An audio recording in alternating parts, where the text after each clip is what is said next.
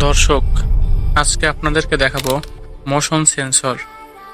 Motion sensor এমনই একটি sensor যেটা মানুষের চলাফেরা ডিটেক্ট করতে পারে।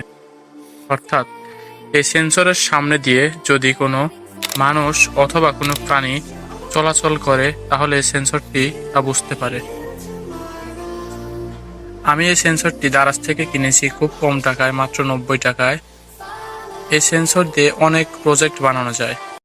আপনারা যদি চান তাহলে আমি এই সেন্সরটি নিয়ে আরেকটি ভিডিও দিতে পারি। অবশ্যই আপনারা এই ভিডিওর নিচে কমেন্ট করবেন এবং আমি চেষ্টা করব খুব তাড়াতাড়ি একটি প্রজেক্ট বানানোর।